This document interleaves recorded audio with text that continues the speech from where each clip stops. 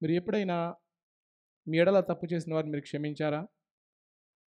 ఒకవేళ మీరు క్షమించి ఉంటే మీ యొక్క క్షమాపణ క్రియల రూపంలో మీరు చూపించగలుగుతున్నారా?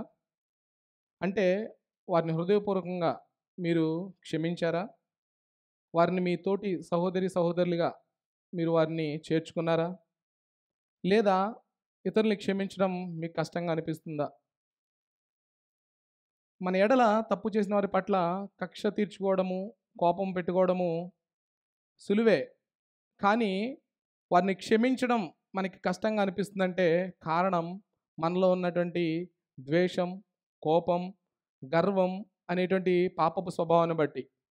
ప్రియులారా, ఒకవేళ మనలో ఇంకా ఎవరైనా ఇతరులని క్షమించలేకపోవడం, లేదా క్షమించినా కూడా వారిని హృదయపూర్వకంగా చేర్చుకోలేకపోవడం అనే మనస్తత్వం కలిగి ఉంటే, ఈరోజు వాక్యంలో నిజమైన క్షమాపణ క్రియల రూపంలో చూడడాన్ని బట్టి మనం ఇతరుల్ని క్షమించడం కానీ, మనం మన యొక్క క్షమాపణ క్రియల రూపంలో కలిగి ఉండడానికి సహకారంగా ఉంటుందనే ఉద్దేశంతో ఈ యొక్క వాక్యాన్ని నేను ప్రకటిస్తున్నాను పిల్లరా. గడిచిన వారంలో పాస్టర్ శ్యామ్ గారు మనము ఫిలోమాన్ రాసినటువంటి పత్రిక యొక్క చాలా వివరాలు మనకు తెలియజేశారు. ఈ పత్రిక ఎవరు రాశారు? ఎందుకు రాశారు? ఎప్పుడు రాశారు? ఎవరికి రాశారు? అనేటువంటి ప్రశ్నలకు సమాధానాలు మనం చూసాం. పాస్టర్ శ్యామ్ గారి యొక్క ఫిలోమోని పత్రికని 4 భాగాలుగా విభజించారు. మనం చూసాం. మొదటిది ప్రారంభ పలుకులని, అంటే మొదటి నుంచి 3 వచనాల్లో. అలాగనే రెండవది క్షమించే వారి యొక్క వ్యక్తిత్వము, 3వ వచనం 4వ వచనం నుండి 7వ వచనం వరకు. అలాగనే మూడవ భాగము క్షమించే వారి యొక్క పనులు, 8వ వచనం నుండి 17వ వచనం వరకు. అలాగనే 4వ భాగాన్ని క్షమించే వారి యొక్క ఉద్దేశాలు, 18వ వచనం నుండి 25వ వచనం వరకు. గడిచిన ప్రసంగంలో మనము క్షమించే వారి యొక్క వ్యక్తిత్వం ఎలా ఉంటుంది అనేటువంటి విషయాన్ని మనం ధ్యానించాం. క్షమించగలిగే యొక్క వ్యక్తి యొక్క లక్షణాలని మనం చూసాం.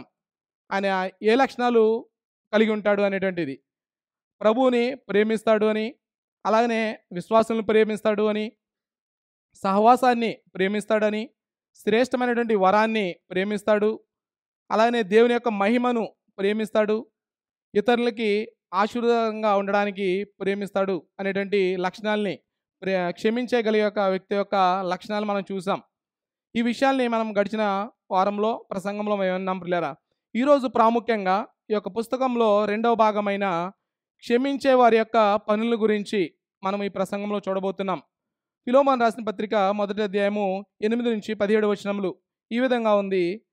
కావున యుక్తమైన దాన్ని గూర్చి నీకు ఆజ్ఞాపించుటకు క్రీస్తునందు నాకు బహుధైర్యము కలిగినను, వృద్ధుడను, ఇప్పుడు క్రీస్తు యేసు ఖైదీనైన పౌలను నేను ప్రేమను బట్టి వేడుకొనుట మరి మంచిదనుకొని, నా బంధకములలో నేను కనిన నా కుమారుడగు ఒనేసీము కోసరము నిన్ను వేడుకొనుచున్నాను.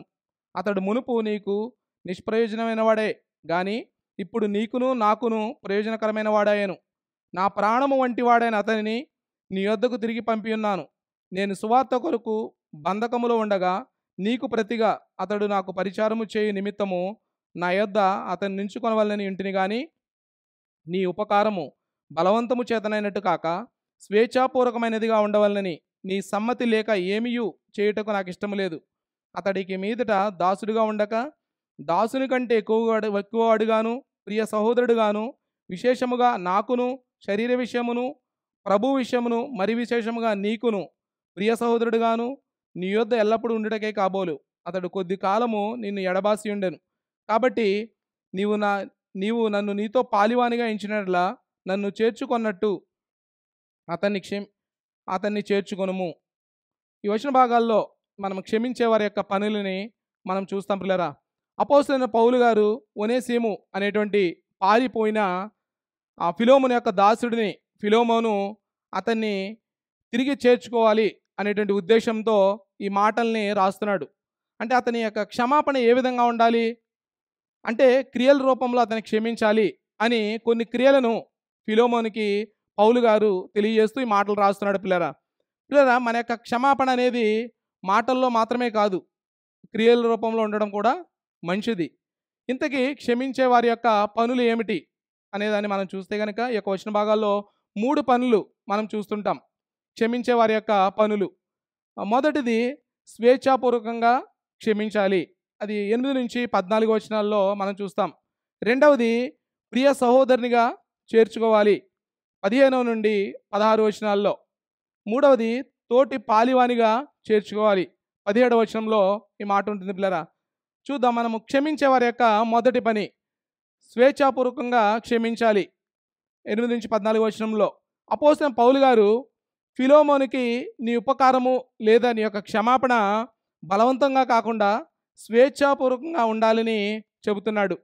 అంటే నేను చెబుతున్నాను అని నువ్వు ఆయన్ని క్షమించేది కాదు, నీ హృదయపూర్వకంగా నువ్వు ఆయన్ని క్షమించాలి అనేటువంటి విషయాన్ని ఫిలోమోనుకు తెలియజేస్తున్నాడు పిల్లరా.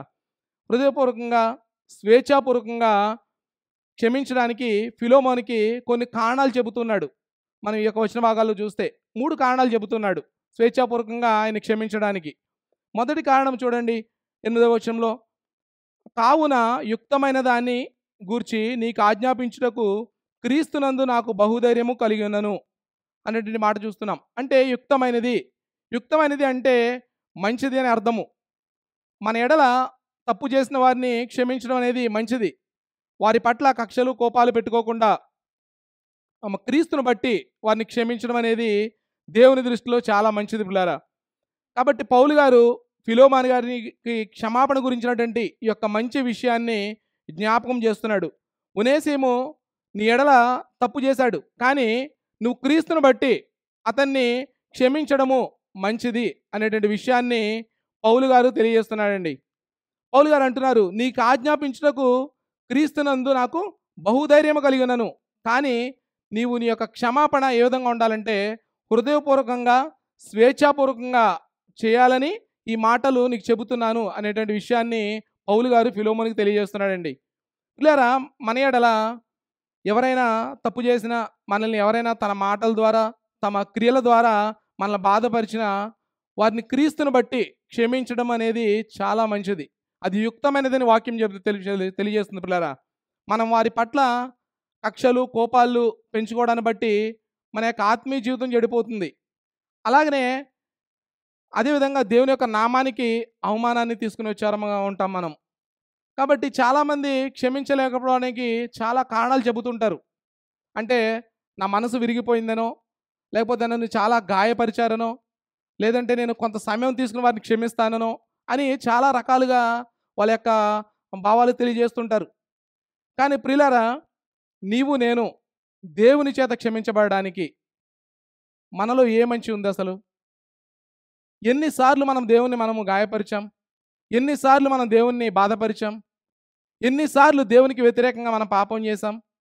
అయినప్పటికీ దేవుడు కరుణా సంపన్నుడేయండి తన కృపలో మనల్ని జ్ఞాపకం చేసుకొని మనల్ని దేవుడు క్షమించాడు పిల్లారా. దేవుడు మనలో ఉన్నటువంటి మంచిని బట్టి క్షమించాలి అంటే ఈరోజు మనములో ఎవరు కూడా రక్షించబడేవారు కారు. కాబట్టి క్షమించడం అనేది యుక్తమైనది. కాబట్టి అపోస్తలుడైన పౌలు గారు ఫిలోమోనుకి తెలియజేస్తూ, ఇది యుక్తమైనది కాబట్టి నువ్వు స్వేచ్ఛాపూర్వకంగా ఒనేసిముని క్షమించాలి అనేటువంటి విషయాన్ని ఈ యొక్క కారణాన్ని తెలియజేస్తున్నాడు. ఇది మొదటి కారణము, స్వేచ్ఛాపూర్వకంగా ఫిలోమోను ఒనేసిముని క్షమించడానికి.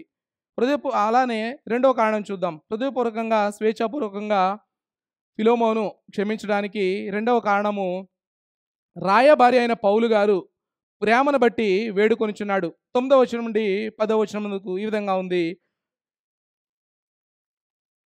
వృద్ధుడను ఇప్పుడు క్రీస్తు యేసు ఖైదీనైన పౌలును నేను ప్రేమను బట్టి వేడుకొనుట మరి మంచిదనుకొని నా బంధకములలో నేను కనిన నా కుమారుడగు ఒనేసిము కోసరము నిన్ను వేడుకొనిచున్నాను. పౌలు గారు ప్రేమను బట్టి వేడుకొనిచున్నాడు కనుక ఫిలోమోను స్వేచ్ఛాపూర్వకంగా ఒనేసిముని క్షమించాలి. పౌలు గారు ఈ మాటలు రాస్తున్నప్పుడు బహుశా ఆయన వయసులో ఉండవచ్చు. వృద్ధుడు అనేటువంటి మాటకి మన ఫుట్నోట్లో రాయబారి అని రాయబడి ఉంది. రాయబారి అంటే ఒకరికి చెందినటువంటి వార్తను వేరొకరికి తెలియజేసే వారిని మనము రాయబారి అంటాం. ప్రభు అయిన యేసుక్రీస్తు వారి గురించినటువంటి గొప్ప వార్తని తెలియజేసేటువంటి గొప్ప రాయబారిగా అపోస్తలుడైన పౌలు గారు సువార్త చేస్తున్నారు. ఈ మాటలు రాస్తున్నప్పుడు ఆయన చెరసాల్లో ఉన్నాడు. అంటే ఈ చెరసాల ఆయన ఏదో తప్పు చేసో లేకపోతే ఏదైనా వ్యతిరేకత సృష్టించో ఆయన చెరసాల్లో వేయలేదు. కేవలము సువార్త ప్రకటించాడు కాబట్టి క్రీస్తు నిమిత్తము ఆయన చెరసాల్లో వేయబడ్డాడు పిల్లరా. అందుకని అంటాడు ఆయన, ఖైదీనైన నేను, క్రీస్తు నిమిత్తము ఖైదీనైన నేను అని రాస్తూ ఉంటాడు. అంటే అతడు చెరసాల్లో ఉన్నప్పుడు ఒనేసిముని కలిశాడు. ఒనేసిము ఆ చెరసాల్లో సువార్తను విని, పౌలు గారు ప్రకటిస్తున్నప్పుడు సువార్తను విని రక్షింపబడి పౌలు గారికి మంచి స్నేహితుడిగా ఒనేసిము మారిపోయాడు పిల్లరా. అంత మాత్రమే కాదు, పౌలు గారు నా బంధకములలో నేను కనిన నా కుమారుడని ఒనేసిముని గురించి మాట్లాడడం నిజంగా చాలా ఆలోచింపజేసేటువంటి విషయం. పౌలు గారు ఒనేసిముని సువార్త ద్వారా కన్నారు. అనగా సువార్తను బట్టి ఒనేసిము పౌలు గారికి కుమారునిగా మారిపోయాడు పిల్లారా. ఈ ఫిలెమోను కూడా అపోస్తలుడైన పౌలు గారి పరిచర్య ద్వారానే రక్షింపబడ్డాడు. కాబట్టి అలాంటి పౌలు గారు ఆయన ఏమని రాస్తున్నాడు, రాయబారి అనేటువంటి పౌలు గారు ఈ మాటల్ని ఫిలెమోనుకు రాస్తున్నారు. క్షమించమని రాస్తున్నది రాయబారి అనే పౌలు గారు కాబట్టి ఫిలెమోను తప్పకుండా ఆ మాటకి విధేయత చూపించాల్సిందే. కానీ పౌలు గారు మాత్రం ప్రేమను బట్టి ఫిలెమోన్ని వేడుకుంటున్నాడు. పౌలు గారు కావాలనుకుంటే ఫిలెమోనికి ఆజ్ఞాపించవచ్చు, నీ ఒనేసిముని చేర్చుకోమని. కానీ ఆయన ఆజ్ఞాపించడం లేదు. క్రీస్తుని బట్టి, ఆయన ప్రేమను బట్టి ఆయన తగ్గించుకొని ఫిలెమోనిని వేడుకుంటున్నాడు పిల్లారా. నేను క్రీస్తు ప్రేమను బట్టి నిన్ను వేడుకొనిచున్నాను కాబట్టి ఒనేసిముని నువ్వు స్వేచ్ఛాపూర్వకంగా నువ్వు క్షమించాలి అని ఈ యొక్క కారణాన్ని తెలియజేస్తున్నాడు. ఇది రెండవ కారణం, స్వేచ్ఛాపూర్వకంగా క్షమించడానికి పిల్లారా. మూడవ కారణాన్ని మనం చూస్తే, ఒనేసిము ప్రయోజనకరమైన వాడు కాబట్టి అతన్ని స్వేచ్ఛాపూర్వకంగా క్షమించాలి అనేటువంటి విషయాన్ని పౌలు గారు తెలియజేస్తున్నాడు. మన 11 నుంచి 14 వచనాల్లో ఈ విధంగా ఉంది. అతడు మునుపు నీకు నిష్ప్రయోజనమైన వాడే గాని ఇప్పుడు నీకును నాకును ప్రయోజనకరమైన వాడాయను. నా ప్రాణము వంటి వాడైన అతనిని, మూల భాషలో నా ప్రాణమైన అతనిని నీ యొద్దకు తిరిగి పంపి ఉన్నాను. నేను సువార్త కొరకు బంధకములో ఉండగా నీకు ప్రతిగా అతడు నాకు పరిచారము చేయు నిమిత్తము నా యొద్ద అతన్ని నించుకొనవలనని ఇంటిని గాని నీ ఉపకారము బలవంతము చేతనైనట్టు కాక స్వేచ్ఛాపూర్వకమైనదిగా ఉండవలనని నీ సమ్మతి లేక ఏమీ చేయుట నాకు ఇష్టము లేదు అనేటువంటి వచన భాగాలు మనం చూస్తున్నాం. ఒనేసిము అనే పేరునకు అర్థము సహాయకుడు అని అర్థం పిల్లరా. ఒకప్పుడు బానిసగా ఉన్నటువంటి వ్యక్తి ఇప్పుడు పౌలు గారికి తన యొక్క పరిచర్యలో గొప్ప సహాయకుడిగా ఆయన మారిపోయాడు. ఒనేసిము ఒకప్పుడు ఫిలెమోనుకు నిష్ప్రయోజకుడే, కానీ ఇప్పుడైతే పౌలు గారికి ఫిలెమోనుని కూడా ప్రయోజనకరమైన వాడిగా మారిపోయాడు. ఒకప్పుడు దొంగ కావచ్చు, కానీ ఇప్పుడు క్రీస్తు కొరకు ఆత్మలను రక్షించేటువంటి గొప్ప వ్యక్తిగా ఒనేసిము మారిపోయాడు పిల్లరా. ఒకప్పుడు ఫిలెమోను దగ్గర బానిసగా ఉన్నటువంటి ఒనేసిము ఇప్పుడు క్రీస్తు కొరకు బానిసగా మారిపోయాడు. నిజంగా పిల్లరా, ఇక్కడ 12వ వచనంలో ఉంటుంది కదా, నా ప్రాణము వంటి ఆయనైనా అతన్ని నీ యొద్దకు తిరిగి పంపి ఉన్నాను అనేటువంటి మాట పౌలు గారు తెలియజేస్తున్నాడు. అంటే ఒనేసిమును పౌలు గారు నా ప్రాణము వంటి వాడు, నా ప్రాణము అని అంటున్నాడంటే పౌలు గారు ఒనేసిముని ఎంతగా ప్రేమిస్తున్నాడో మనకి అర్థమవుతుంది. నిజంగా ప్రియులరా, విశ్వాసులైన మనందరము కూడా ఒకరినొకరము ఈ విధంగా ప్రేమించుకోవాలి. పౌలు గారు ఇక్కడ తన యొక్క చెరసాల్లో ఒనేసిముకి ఎంతో గొప్పగా పరిచర్య చేస్తూ చాలా ప్రయోజనకరంగా ఉన్నాడు. అయినప్పటికీ కూడా అతనిని ఫిలెమోను దగ్గరికి పంపించడం చాలా ప్రాముఖ్యమని ఆయన ఆలోచించి ఈ యొక్క పత్రికను రాయడం మనం చూస్తున్నాం పిల్లరా. కాబట్టి నిజంగా మనందరము కూడా ఇక అటువంటి ప్రేమ సంబంధాలు మనం కలిగి ఉండాలి. కుటుంబ పట్టింపు మనం కలిగి ఉండాలి. మన తోటి సహోదరుల పట్ల మనల్ని ప్రేమించినట్టుగా, మనల్ని మనం ప్రేమించుకున్నట్టుగా ఇతరులు కూడా మనము ప్రేమించబద్దులమై ఉన్నాం. 14వ వచనంలో ఆయన అంటున్నాడు కదా, నీ ఉపకారము బలవంతము చేతనైనట్టు కాక స్వేచ్ఛాపూర్వకమైనదిగా ఉండవలనని నీ సమ్మతి లేక ఏమీ కూడా చేయటం నాకు ఇష్టం లేదు అనేటువంటి మాట అంటాడు. పిల్లరా, మన యొక్క క్షమాపణ ఏ విధంగా ఉండాలంట? బలవంతముగా కాకుండా స్వేచ్ఛాపూర్వకంగా మన యొక్క క్షమాపణ అనేది ఉండాలి. చాలాసార్లు నా తమ్ముడు బాధపడతాడనో, నా భర్త బాధపడతాడనో, నా భార్య బాధపడుతుందనో మనం క్షమించాము అంటాం. కానీ ఆ యొక్క క్షమాపణ ఏ విధంగా ఉంటుందంటే బలవంతంగా ఉంటుంది. అంటే ఇతరులు బాధపడతారు అనేటువంటి ఒక ఉద్దేశం కలిగి మన ఇతరులు క్షమిస్తూ ఉంటాం. కానీ ఆ విధంగా ఉండకూడదు. మన యొక్క క్షమాపణ ఏ విధంగా ఉండాలంటే స్వేచ్ఛాపూర్వకమైనదిగా ఉండాలి పిల్లరా. ఎవరో బాధపడతారని కనుక మనం బలవంతంగా క్షమిస్తే మనము వారిని హృదయపూర్వకంగా మనం చేర్చుకోలేం. క్షమించాము అనేటువంటి మాట నోటి ద్వారా మాత్రమే మనం చెబుతాం. కానీ అది క్రియల రూపంలో ఉండదు. కాబట్టే పౌలు గారు ఇక్కడ తెలియజేస్తున్నాడు. నువ్వు స్వేచ్ఛాపూర్వకంగా, నీవు బలవంతంగా కాకుండా నీ యొక్క సమ్మతితోనే నువ్వు ఆయన్ని హృదయపూర్వకంగా, స్వేచ్ఛాపూర్వకంగా నువ్వు చేర్చుకోవాలి. ఆయన ప్రయోజనకరమైన వాడు. ఒకప్పుడు నిష్ప్రయోజకుడే. కానీ ఇప్పుడు క్రీస్తుకు ఆయన బానిస అయినాడు. ఆయన ప్రయోజనకరమైనాడు. కాబట్టి నువ్వు ఆయన్ని చేర్చుకోవాలి అనేటువంటి విషయాన్ని తెలియజేస్తున్నాడు ప్రియులారా. ఇది మూడో విషయము. నిజంగా మనము చాలాసార్లు చాలా కుటుంబాల్లో మనం చూస్తుంటాం. అంటే కుటుంబ ఆ యొక్క ఆస్తి గొడవలని, లేకపోతే ఈ యొక్క భూమి దగ్గర కావచ్చు, మరి ఏ కారణాలైనా కావచ్చు, కుటుంబాల్లో చాలా గొడవలు జరుగుతుండడం మనము చూస్తుంటాం చాలా కుటుంబాల్లో.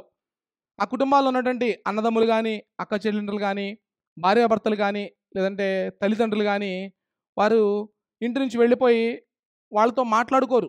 మాటలు లేకుండా, కలవకుండా వారు ఒక శత్రువులుగా భావిస్తూ వారి యొక్క జీవితాంతం కూడా అలానే బతికేస్తుంటారు. ఎవరో ఒకరు వారి కుటుంబంలో ఒక వ్యక్తి చనిపోయినప్పుడు వాళ్ళు కొంతమందైతే వస్తుంటారు. వాళ్ళని చూడడానికి చనిపోయిన తర్వాత. వచ్చి కొంతమందైతే రారు కూడా. కొంతమందైతే వచ్చి వారి యొక్క శవం దగ్గర కూర్చొని ఏడుస్తుంటారు. పిల్లారా, బ్రతికుండగా వచ్చి ఆయనతో మాట్లాడకుండా చనిపోయిన తర్వాత వచ్చి ఆయన దగ్గర కూర్చుని ఏడవడం వల్ల ఏం ప్రయోజనకరం నిజంగా? గొడవలు రావడం, చిన్న చిన్న మనస్పర్ధలు రావడం సహజమే కుటుంబాల్లో. కానీ క్షమాపణ అడగకపోవడం వల్ల ఎంత భయంకరమైనటువంటి పరిస్థితులు ఏర్పడుతున్నాయో మనం ఒకసారి గమనిస్తే పిల్లరా, మనలో ఉన్నటువంటి గర్వము, అహము మనల్ని క్షమాపణ అడగడానికి అడ్డుగా ఉంటున్నాయి చాలాసార్లు. మన క్షమాపణ అడగకపోవడానికి కేవలం అదొక్కటే కారణం పిల్లరా. మనం ఎన్నో కారణాలు ఈ లోకంలో చెబుతుంటాం కానీ, నాకు ఇదయింది, నాకు ఇన్ని చేశారు, నేను నమ్మాను కానీ వారు నన్ను మోసం చేశారని మనం అంటుంటాం కానీ, మనం వారిని క్షమించకపోవడానికి కారణము మనలో ఉన్నటువంటి గర్వము, మనలో ఉన్నటువంటి అహము. ఈ యొక్క పాపపు స్వభావాన్ని బట్టే మనం ఇతరుల్ని క్షమించలేకపోతున్నాం. దయచేసి పిల్లరా, మీరు ఇంకా ఎవరినైనా క్షమించకపోతే, ఇతరుల ద్వారా మీరు క్షమించబడడానికి ఇష్టపడకపోతే, ఈరోజే దయచేసి మనము క్షమాపణ అడగడంలో కానీ, క్షమించబడడంలో కానీ అడగడానికి ముందుకు రావాలి పిల్లరా. క్షమాపణలో గొప్ప శక్తి ఉంది. కోల్పోయినటువంటి సంబంధాలని క్షమాపణ తిరిగి కడుతుంది. బలహీనమైనటువంటి సంబంధాలని క్షమాపణ అనేది బలపరుస్తుంది పిల్లరా. దూరమైనటువంటి సంబంధాలని ఈ యొక్క క్షమాపణ అనేది దగ్గర చేస్తుంది. ఎప్పుడైతే మన యొక్క కుటుంబాల్లో, మన తోటి సహోదరి సహోదరులో మనం క్షమిస్తామో వాళ్ళు మరలా మన కుటుంబాన్ని కడుతుంది. మరలా వారి మధ్య ఉన్నటువంటి బంధాన్ని బలపరుస్తుంది. వారిని మరలా మన దగ్గరికి చేరుస్తుంది పిల్లరా. కాబట్టి క్షమాపణ అనేది చాలా ప్రాముఖ్యం. క్షమాపణలో గొప్ప శక్తి ఉంది కాబట్టే అపోస్తలుడైన పౌలు గారు ఒనేసిమును గురించి పౌలు గారికి ఫిలోమోనుకి తెలియజేస్తున్నాడు. నీవు ఈ విధంగా ఆయన్ని హృదయపూర్వకంగా, నువ్వు స్వేచ్ఛాపూర్వకంగా నువ్వు క్షమించాలి అనేటువంటి విషయాన్ని తెలియజేస్తున్నాడు. ఇది మొదటి పని పిల్లరా. అంటే క్షమించే వారి యొక్క పనుల్లో స్వేచ్ఛాపూర్వకంగా క్షమిస్తారు. నిజంగా హృదయపూర్వకంగా క్షమిస్తే కనుక ఒక వ్యక్తిని. రెండవ పని మనం చూస్తే, ప్రియ సహోదరునిగా మనం చేర్చుకోవాలి వారిని. 15వ వచనం నుండి 16వ వచనంలో ఈ విధంగా ఉంది. అతడిక మీదట దాసుడుగా ఉండక దాసుని కంటే ఎక్కువగాడుగాను, ప్రియ సహోదరుడుగాను, విశేషముగా నాకును, శరీర విషయమును, ప్రభు విషయమును, మరి విశేషముగా నీకును ప్రియ సహోదరుడుగాను నీ యొద్ద ఎల్లప్పుడూ ఉండుటకే కాబోలు అతడి కొద్ది కాలము నిన్ను ఎడబాసి ఉండెను. చూడండి, ఒనేసిము ఒకప్పుడు ఫిలోమోనుకు దాసుడు, కానీ ఇప్పుడు ప్రభువును బట్టి ప్రియ సహోదరునిగా చేర్చుకోవాలి అనేటువంటి విషయాన్ని పౌలు గారు జ్ఞాపకం చేస్తున్నాడు. అతడు నీ వద్ద నుండి పారిపోయి నా దగ్గరికి వచ్చింది బహుశా నీకు ప్రియ సహోదరునిగా నీతో పాటు ఎల్లప్పుడూ ఉండడానికే కాబోలు అని పౌలు గారు అంటున్నారు పిల్లరా. ఒనేసిము బహుశా ఫిలోమోను దగ్గర దొంగతనమైనా చేసి ఉండవచ్చు, లేదా గొడవైనా అయి ఉండవచ్చు. కానీ దాని గురించి ఎక్కువగా మాట్లాడడం లేదు ఆయన. అది ఏది ఏమైనప్పటికీ ప్రతిదీ కూడా మంచి కోసమే జరిగింది అనేటువంటి ఆలోచనని పౌలు గారు తెలియజేస్తున్నారు ఇక్కడ. ఎవరితోనైనా గొడవ అయినప్పుడు, లేదా ఎదుటివారు మన గురించి తప్పుగా మాట్లాడినప్పుడు, మనము విశ్వాసులమైతే దేవుని యొక్క క్షమాపణ బట్టి మనం క్షమిస్తాం కావచ్చు కొన్నిసార్లు. కానీ కొన్నిసార్లు విశ్వాసులమైన మనము మాటల్లో క్షమిస్తాం కానీ వారిని క్రియల్లో, సంబంధాల్లో వారికి దూరంగానే ఉంటూ మనము ప్రయత్నిస్తూ ఉంటాం. మునుపు మునుపు చాలా ప్రేమించాను. ఆయనతో నేను చాలా విషయాలు ఆయనతో నేను పంచుకున్నాను. ఆయన చాలా నమ్మాను నేను. ఆయన నన్ను మోసం చేశాడు. కాబట్టి నేను ఆయన్ని క్షమించలేను అని చాలామంది చెబుతుంటారు పిల్లరా. కానీ పిల్లరా, మీరు యొక్క దేవుని యొక్క ప్రేమను బట్టి, ఆయన కనికరాన్ని బట్టి మీ ఎడల తప్పు చేసిన వారిని హృదయపూర్వకంగా క్షమించి వారిని మీ యొక్క సొంత సహోదరులుగా మీరు చేర్చుకోవాల్సిన అవసరత ఎంతైనా ఉంది. క్షమించడం అంటే కేవలము మీరు చేసిన దాన్ని నేను విడిచిపెట్టేశాను, మర్చిపోయాను, పర్వాలేదులే అని అనడం మాత్రమే కాదు. క్షమించడం అనేది కోల్పోయినటువంటి సంబంధాలని మరలా తిరిగి ఇంకా మరి ఎక్కువగా పొందుకోవడానికి మనసు కలిగి ఉండడమే నిజమైనటువంటి క్షమాపణ. అటువంటి మనసు మనం కలిగి ఉండాలి. మన ఎదుటివారిని క్షమించినప్పుడు ఆయనతో మరలా ఆ యొక్క కోల్పోయినటువంటి సంబంధాన్ని మనం తిరిగి పొందుకోవడానికి మనం ప్రయత్నం చేయాలి. అది నిజమైనటువంటి క్షమాపణ. పౌలు గారు తెలియజేస్తున్నది అదే. నీకు ఒకప్పుడు ఆయన బానిసగానే ఉన్నాడు నీ దగ్గర, కానీ ఇప్పుడు నీ తోటి సహోదరునిగా ఆయన్ని చేర్చుకోమని తెలియజేస్తున్నాడు. కొందరితో మనం డిస్టెన్స్ మెయింటైన్ చేస్తుంటాం. అంటే ఎంత మాట్లాడాలో అంతే మాట్లాడతాం. ఆయనతో ఎంతగా ఉండాలో మనం అంతలోనే మనం ఉంటుంటాం. కానీ పిల్లరా, ఇలా చేయడాన్ని బట్టి మనము వారితో ఆత్మీయ సంబంధంలో మనం ఎదగలేం. డిస్టెన్స్ మెయింటైన్ చేయకుండా మనము వాళ్ళతో క్లోజ్గా మూవ్ అవ్వడానికి, వాళ్ళతో సాన్నిహిత్యం పెంచుకోవడానికి మనం ప్రయత్నం చేయాలి ఎప్పుడు కూడా. మనం హృదయంలో నిజమైనటువంటి క్షమాపణ ఎప్పుడైతే వారి పట్ల కలిగిందో అప్పుడు తప్పకుండా ఆ విధమైనటువంటి క్రియ అనేది మన హృదయంలో ప్రారంభమవుతుంది. విశ్వాసులైన మనందరము కూడా మన మధ్య ఎప్పుడు కొన్ని సమస్యలు, కొన్ని గొడవలు వస్తుంటాయి, మిస్అండర్స్టాండింగ్ జరుగుతుంటాయి. ఒకరి పట్ల ఒకరు తప్పుగా అర్థం చేసుకునేటువంటి అవకాశం ఉంటుంది. ఎందుకంటే పాపపు స్వభావంతో ఉన్నటువంటి మనందరము కూడా కొన్నిసార్లు ద్వేషం, కోపము, స్వార్థము అనేటువంటి ఆ యొక్క స్వభావాన్ని చూపించేటువంటి అవకాశము, ప్రమాదాలు కూడా ఉన్నాయి.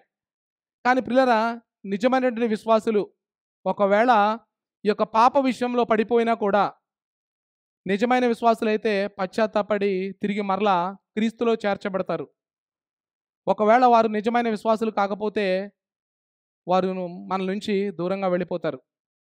కానీ విశ్వాసులను మనందరం కూడా సమాధానం కొరకు, ఐక్యత కొరకు మనందరము కూడా మన యొక్క స్వయాన్ని, మన ద్వేషాన్ని, మన కోపాన్ని మనము దినదినము కూడా మన జీవితంలో మనం చంపివేసుకోవాలి పిల్లరా.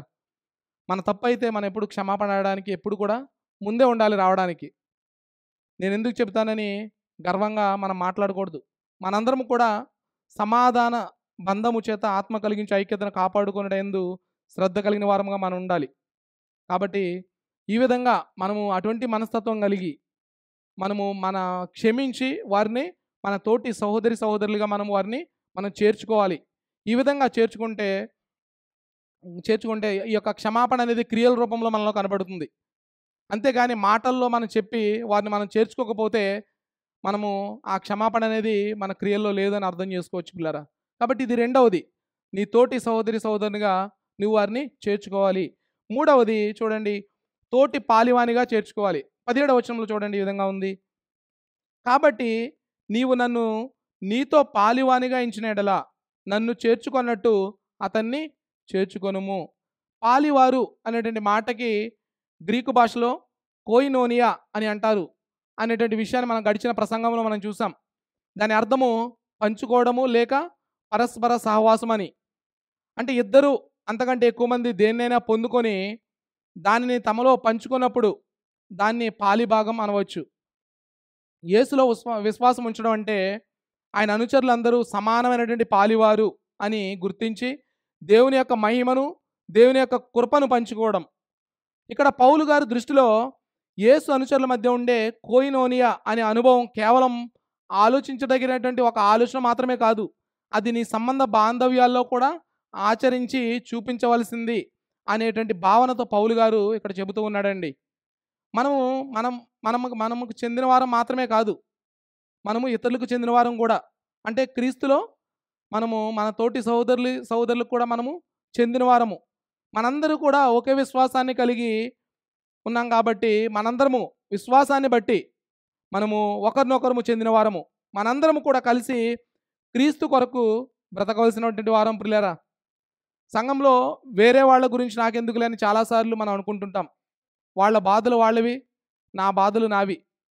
వాళ్ళ జీవితం వారిది, నా జీవితం నాది అని చాలాసార్లు అనుకుంటాం. మన తోటి సహోదరుల్ని ప్రోత్సహించడానికి ఇష్టపడం. మీరు రండి సంఘానికి అని చెప్పడానికి ఇష్టపడం. ఎందుకంటే వాళ్ళు వస్తే వస్తారు, లేదంటే లేదు అనేటువంటి ఆ మనస్తత్వాన్ని మనం చాలాసార్లు కలిగి ఉంటాం పిల్లరా. ఒక పాలివానిగా మనం భావించం వాళ్ళని. వస్తే మాట్లాడతాం, రాకపోతే నాకెందుకులే అనేటువంటి ఒక మనస్తత్వాన్ని మనం కలిగి ఉంటాం. ఇది మంచిది కాదు. నీవు క్షమిస్తే, నీ తోటి సహోదరిగా చేర్చుకుంటే నువ్వు తప్పనకుండా వారిని నీవు పాలి భాగస్తునిగా నువ్వు భావిస్తావు. అది కాబట్టి ఇక్కడ పౌలు గారు నీవు నన్ను నీతో పాలివానిగా ఎంచినలా నన్ను చేర్చుకున్నట్టు అతన్ని చేర్చుకొని అంటున్నారు. అంటే సువార్త పనిలో మనందరం కూడా పాలివారమే. సువార్తను బట్టి మనందరం కూడా పాలివారమే పిల్లరా. మనందరి యొక్క విశ్వాసం ఒకటే, మనందరి యొక్క నిరీక్షణ ఒకటే, మనందరి దేవుడు కూడా ఒక్కడే. కాబట్టి మనందరం కూడా ఒక విషయాన్నే పంచుకుంటున్నాం కాబట్టి మనందరం కూడా పాలివారమే. క్రీస్తులో మనందరం కూడా పాలివారమే పిల్లరా. ఇప్పుడు ఒనేసిము ఇక్కడ ఈ యొక్క గొప్ప సువార్త పనిలో పాలివానిగా చేర్చుకోమని పౌలు గారు ఫిలోమోనుకి ప్రోత్సహిస్తున్నాడు. సువార్త పనిలో ఒనేసిము పాలివాడు కాబట్టి ఆయన నువ్వు పాలివానిగా చేర్చుకోమని ఫిలోమోనుకి తెలియజేస్తున్నాడు. విశ్వాసులైన మన సహోదరులు ఎవరైనా మన ఎడల పాపం చేసినా లేదా వారి యొక్క బలహీనతలు బట్టి మనం బాధపడినా వారిని ప్రభువుని బట్టి క్షమించి వారిని మనం పాలివానిగా మనం చేర్చుకోవాలి మన జీవితాల్లో పిల్లరా. ఎందుకంటే విశ్వాసులైన మనందరం కూడా ఈ లోకంలో దేవుని యొక్క రాజ్యాన్ని కట్టడానికి మనం కలిసి పనిచేస్తున్నాం. మనందరికీ కూడా బలహీనతలు ఉన్నాయి. కానీ మనందరం కూడా ఒకరు బలహీనతలు ఒకరు భరిస్తూ ఒకే జట్టుగా ఒకే కుటుంబంగా మనము క్రీస్తు శిష్యులుగా కలిసి పనిచేయవలసిన అవసరత ఎంతైనా ఉంది పిల్లరా. కాబట్టి అబుదాబిలో ఉన్న మనందరము ఈ యొక్క దేశంలో మనందరం విదేశీయులమే. మన స్వదేశం భారతదేశం. మనందరం ఇక్కడ ఉన్నది కేవలం డబ్బు సంపాదించుకొని మన యొక్క కుటుంబాన్ని పోషించుకోవడానికి మాత్రమే కాదు. మనం ఇక్కడ ఉన్నది మనందరం ఈ యొక్క అబుదాబిలో కలిసి దేవుని యొక్క సువార్త పనిలో చేయడానికి దేవుడు మనల్ని ముందుగా ఎన్నుకొని మనల్ని ఈ దేశానికి మనల్ని నడిపించాడు అనేటువంటి ఆ యొక్క సత్యాన్ని మనం తెలుసుకోవాలి పిల్లరా. అంతేకాని మన యొక్క ఆలోచన బట్టి మన యొక్క ప్రణాళికలు బట్టి మన ఈ దేశానికి రాలేదు. క్రీస్తు మనల్ని ఎన్నుకున్నాడు ముందుగానే ఈ యొక్క సువార్త పనిలో మనం పాలిభాగస్తులుగా ఉండడానికి. కాబట్టి ఈరోజు మనందరం కూడా ఒక సంఘంగా ఒక కుటుంబంగా కలిసి దేవుని యొక్క పనిలో ఆయన యొక్క సువార్త పనిలో మనము పని చేస్తున్నాం కలిసి. కాబట్టి ఈ దేశంలో మనల్ని ఎన్ని రోజులు మనం ఉంటామో మనకు తెలియదు. కానీ ఈ దేశంలో ఉన్నన్ని రోజులు దేవుని యొక్క సువార్తని అనేకులకు ప్రకటిస్తూ ప్రభు అయిన యేసుక్రీస్తు వారి కొరకు అనేకులను శిష్యులను తయారు చేయడంలో మనమందరం కూడా పాలి భాగస్థము కావాలి ప్రియులారా. మనందరము మన యొక్క సొంత రాజ్యాలు కట్టుకోవడానికి చాలాసార్లు చాలా బిజీ అయిపోతుంటాం. చాలామంది డబ్బే సంపాదించడం కొరకు ఆదివారం ఆరాధనను కూడా పక్కన పెట్టి ఓవర్ టైం చేస్తుంటారు.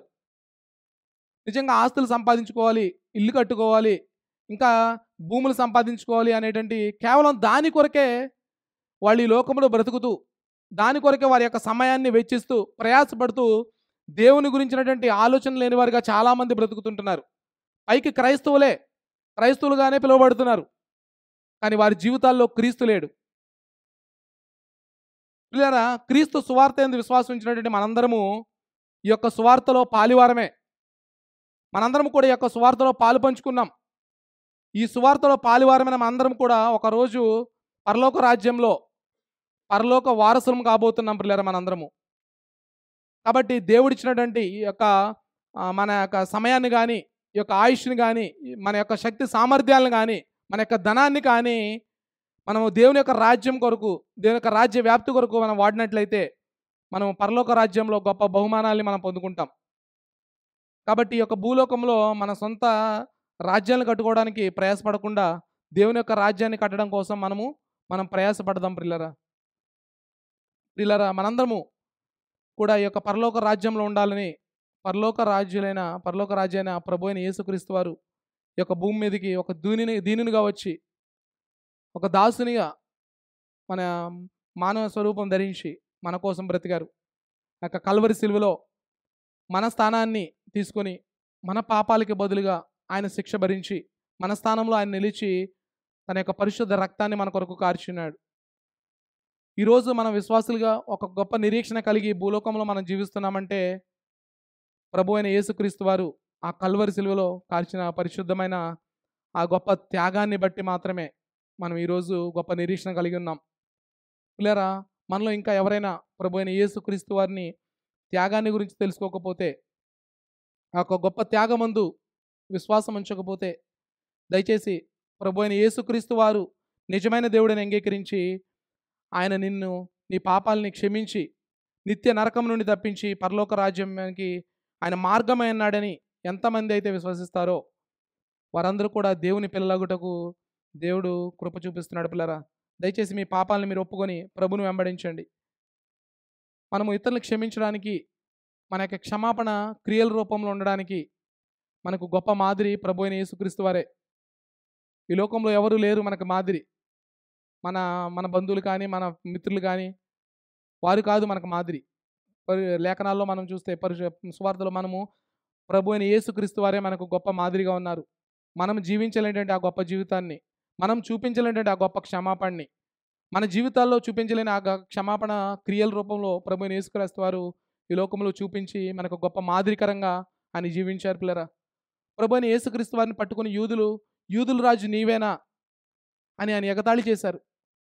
ముఖం మీద ఉమ్మి వేశారు, కొరడాలతో ఆయన కొట్టారు, తలపై ముళ్ళ కిరీటాన్ని పెట్టారు, భారమైనటువంటి యొక్క సిలువను ఆయన మోయించారు ఆయన చేత. అంత భయంకరంగా ప్రభు అయిన యేసుక్రీస్తు వారిని వారు శిక్షిస్తే ఆయన కల్వరి సిలువలో ఆయన శిక్షించిన వారి గురించి ఆయన ఎంత గొప్ప విలువైన మాట అన్నాడో తెలుసా పిల్లరా? తండ్రి, వీరేం చేయుచున్నారో వీరు ఎరుగును కనుక వీరిని క్షమించండి అని ప్రార్థించాడు. తన శరీరాన్నంతా ఒక మాంసపు ముద్దవలే చేసిన వారిని, తనని చిత్రహింసలు పెట్టినటువంటి వారిని, తనని నీచంగా అవమానిస్తున్న వారిని, తనని ఎగతాళి చేసినటువంటి వారిని, తనకి చేదు చిరకను అందించినటువంటి వారిని, తనని హింసిస్తున్నటువంటి వారిని క్షమించగలిగిన గొప్ప మనసు కలిగినటువంటి మన రక్షకుని యొక్క క్షమాపణ ఎంత గొప్పదో పిల్లరా. నిజంగా ఆయనే మనకు మాదిరి. ఆయన్ని బట్టి మనము ఈ లోకంలో మనం నడవాలి. ఆయన మాదిరి పిల్లరా, క్రీస్తు కలిగినటువంటి యొక్క గొప్ప గుణం మరి మనలో ఉందా? మన యొక్క క్షమాపణ మన క్రియల్లో కనబడుతుందా? మన యొక్క క్షమాపణ బలవంతంగా కాకుండా స్వేచ్ఛాపూర్వకంగా పేరు సంపాదించుకోవడం కొరకు కాదు, ప్రజల ముందు మంచివానిగా అనిపించుకోవాలనేటువంటి ఉద్దేశం కాదు. హృదయపూర్వకంగా స్వేచ్ఛాపూర్వకంగా మనం ఇతరులను క్షమిస్తున్నామా? మరి మనము క్షమించి వారిని మన తోటి సహోదరులుగా మనం వారిని చేర్చుకుంటున్నామా? మనం వారిని మన పాలి భాగస్తులుగా మనం వారిని తోటి పాలివానిగా మనం చేర్చుకుంటున్నామా? ఒకసారి మన జీవితాలను మనం పరీక్షించుకుందాం. మన యొక్క క్షమాపణ క్రియల రూపంలో కనుక కనబడకపోతే మరి మన యొక్క క్షమాపణ నిజమైన క్షమాపణ కాకుండా పోవచ్చు బహుశా. దయచేసి మనం ఒకసారి పరీక్షించుకుందాం. మరి ఈ యొక్క క్షమాపణ గుణం, ఈ యొక్క క్షమాపణ యొక్క క్రియలు మన జీవితంలో కనబడుతున్నాయా? ఈరోజు వాక్యమైనటువంటి మనందరం కూడా మనం ఆ విధంగా ఉండడానికి ప్రయత్నం చేద్దాం. మనందరం బలహీనులమే, కానీ క్రీస్తుని బట్టి మనం బలవంతులం. క్రీస్తే మనకు గొప్ప మాదిరి. ఆయన మనకు శక్తినిస్తాడు. ఆయన ఆ క్షమాపణ గుణాన్ని దేవుడే దయచేస్తాడు మనకి. సో వాక్యాన్ని బట్టి మనం నేర్చుకుని మనల్ని తగ్గించుకుంటూ మనం ప్రతి దినము కూడా మనం దీనులుగా ఎంచుకున్నప్పుడు ఇతరుల్ని మనం హెచ్చించే వారంగా ఉంటాం, ఇతరుల్ని క్షమించే వారంగా ఉంటాం. ఎప్పుడైతే నీకు ఆ క్షమాపణ గుణం అనేది లేదో ఎప్పుడు కూడా ఇతరులు బలహీనతలు మనకు కనిపిస్తుంటాయి. వాళ్ళు ఏ మంచి నీ పట్ల చేసినా కూడా నీకు మంచి కనపడదు, కానీ వారి పట్ల నీకు వేరే ఉద్దేశం కనిపిస్తుంటుంది. ఎప్పుడైతే నీ హృదయంలో నీవు నిజంగా క్రీస్తు చేత క్షమించబడితే తప్పకుండా నీ యొక్క క్షమాపణ అనేది ఇతరుల పట్ల కూడా నువ్వు చూపించగలుగుతావు. కాబట్టి ఈ యొక్క క్షమాపణ అనేది మన జీవితాల్లో ప్రతి దినము కూడా మనం ప్రాక్టీస్ చేయాలి. మనం ఎంచుకోవడం కాదు, వీరిని క్షమిస్తాను కాదు. ప్రతి ఒక్కరిని నువ్వు క్షమిస్తూ ప్రతి ఒక్కరిని కూడా మనం చేర్చుకుంటూ మన సహోదరులుగా భావిస్తూ వారిని భాగస్తులుగా వారిని చేర్చుకుని క్రీస్తులో మనందరం కలిసి దేవుని యొక్క రాజ్యాన్ని కట్టడానికి మనము ప్రయత్నించే వారంగా ఉండాలి. దేవుడి యొక్క వాక్యాన్ని దీవించును గాక. ఆమేన్. ప్రార్థన చేసుకుందాం.